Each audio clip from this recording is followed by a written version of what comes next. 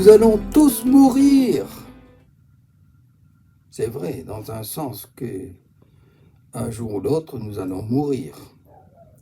Mais qui prononce ces paroles? Quelles sont les personnes qui prononcent ces paroles? Ce sont les apôtres. Et ils se trouvent dans une situation très particulière. Ils sont sur un bateau. Et sur ce bateau, ils sont avec Jésus.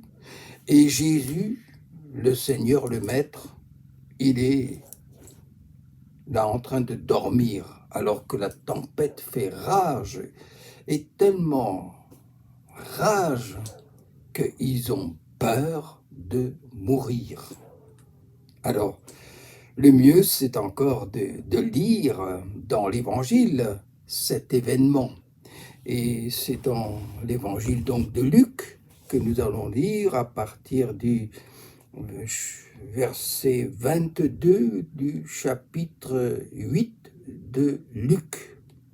Alors, un jour, Jésus monta dans une barque avec ses disciples et leur dit « Passons de l'autre côté du lac ». Et ils partirent. Pendant qu'ils naviguaient, Jésus s'endormit.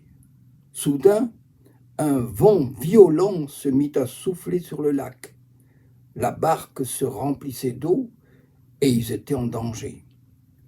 Les disciples s'approchèrent alors de Jésus, le réveillèrent et lui dirent « Maître, Maître, nous allons mourir !» Jésus se réveilla, parla sévèrement au vent et aux grandes vagues qui s'apaisèrent. Il y eut un grand calme. Jésus dit aux disciples « Où est votre foi ?» Mais ils avaient peur, étaient remplis d'étonnement et se disaient les uns aux autres « Qui est donc cet homme ? Il donne des ordres même au vent et à l'eau et ils lui obéissent. » C'est un message, un événement extraordinaire qu'ils ont vécu et ils ont dû s'en souvenir longtemps et ils en ont certainement parlé autour d'eux pendant longtemps et pendant toute leur vie. Et cela nous est même transmis aujourd'hui. Et c'est moi qui, aujourd'hui, vous le transmets et vous fait part de cet événement incroyable qu'ils ont vécu. Mais incroyable, d'une part, parce que Jésus dort. Il y a la tempête. Moi, j'ai connu des tempêtes. En bateau, c'était pas drôle. Il n'y avait personne. Et j'étais le seul à manger dans la salle de restaurant. Tous les autres étaient cachés, planqués, parce qu'ils vomissaient ou ils avaient le mal de mer. Alors, les disciples sont paniqués.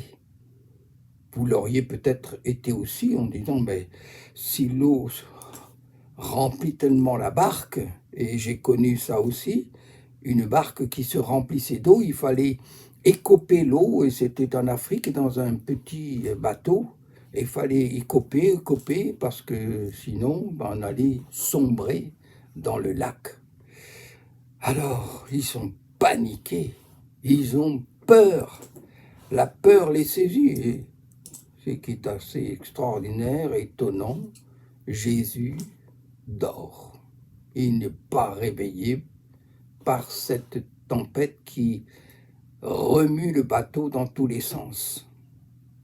Il dort si bien qu'il a fallu le réveiller. Vous savez, des fois, on se trouve aussi dans des situations où on appelle au secours, au secours. Seigneur, au secours, viens à mon secours, je suis perdu. On a l'impression que le Seigneur dort, qu'il se tait. Et il faut le réveiller. Alors on le réveille par la prière.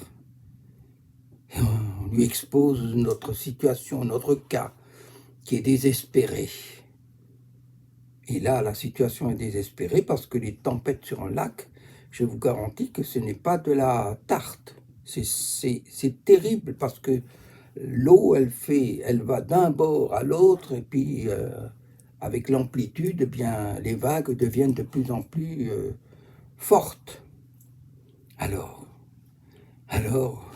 ils sont paniqués. Le maître dort. Et quand il le réveille, qu'est-ce qu'il dit? Où est votre foi? Chers amis, c'est la même question. Où est votre foi? Tout est démonté autour de vous. Les événements, les circonstances, les problèmes vous secouent et vous réveillez le maître et il vous dit « Où est ta foi ?» Alors, où est ta foi? C'est une bonne question. En ce moment, où est votre foi? Où est votre foi? Elle est peut-être sous votre chaise, elle est peut-être, je dirais, dans une casserole, dans la cuisine. Cherchez. Où est votre foi? Mais où avez-vous mis votre foi? En qui avez-vous mis votre foi? C'est une question directe. Où est votre foi? Et notre foi, elle est en Dieu. Notre foi est en Jésus.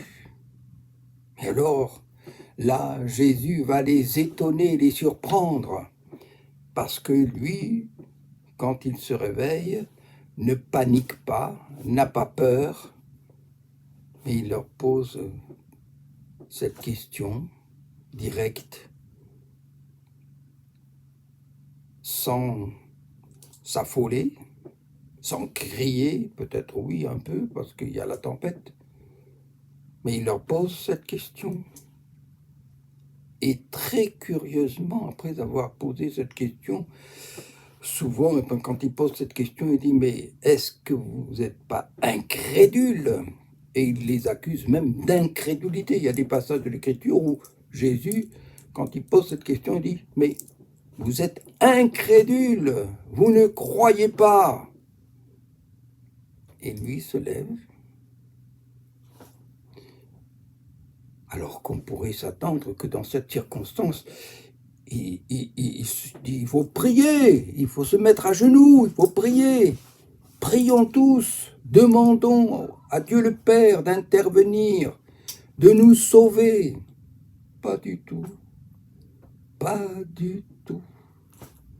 Il ne prie même pas son Père. Il n'appelle même pas son Père au secours. Qu'est-ce qu'il fait? Il se lève, et là il les surprend tous. Il parle.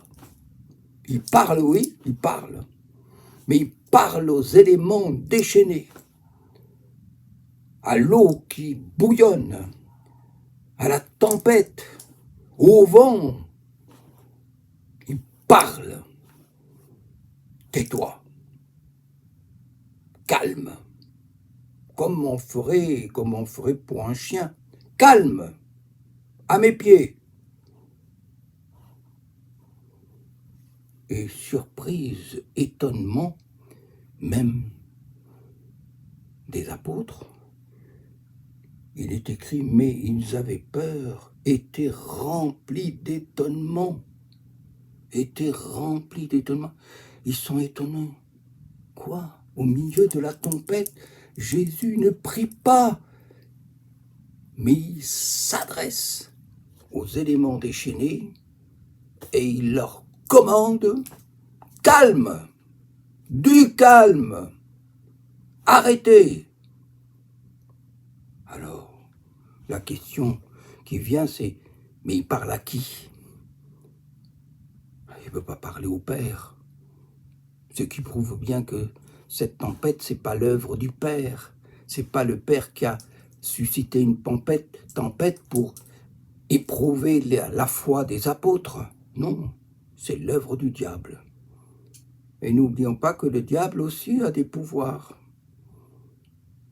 Des pouvoirs sur les choses, les objets, les circonstances. Et c'est là qu'il faut que nous réalisons quelque chose que Jésus veut nous apprendre particulièrement, c'est que s'il y a une prière qui demande, qui appelle Dieu au secours, qui appelle Dieu à intervenir, il y a aussi une autre prière que nous devons apprendre, une autre prière que nous devons connaître, c'est la prière qui commande. La prière qui commande. Et c'est ce que Dieu veut que nous sachions, ce que Jésus veut nous enseigner de la part de Dieu. Il faut savoir aussi commander. Où est votre foi? Votre foi, ce n'est pas simplement d'appeler, de demander, mais votre foi, c'est aussi de commander, d'ordonner. C'est Jésus qui dit qu'il leur a donné pouvoir de marcher sur les serpents, les scorpions et sur toute la puissance de l'ennemi, et qu'il est avec nous jusqu'à la fin du monde. Oui, on pourrait citer bien des exemples où Jésus agit de cette façon et qu'il leur dit qu'il leur a donné un pouvoir. Il les envoya deux par deux avec non seulement la capacité de prêcher l'évangile, mais aussi de guérir les malades. Ce n'est pas eux qui guérissent, ils les guérissent au nom de Jésus. Dieu nous a donné une autorité. Il faut commander. Et ça, c'est quelque chose parfois que nous oublions. Nous oublions la prière qui commande. Ne soyez pas simplement toujours à demander à Dieu ceci et cela, mais commandez. Commandez. La prière qui commande, elle fait partie aussi des armes que Dieu nous a données et qui nous demande d'utiliser, de mettre en œuvre. Alors, c'est ça la foi. La foi, c'est aussi de savoir se servir de ce que Dieu nous a donné. Et ce que Dieu nous a donné, Jésus le dit aux apôtres, vous donnez le pouvoir de marcher sur les serpents, les scorpions, sur toute la puissance de l'ennemi. Eh bien, c'est de commander, d'ordonner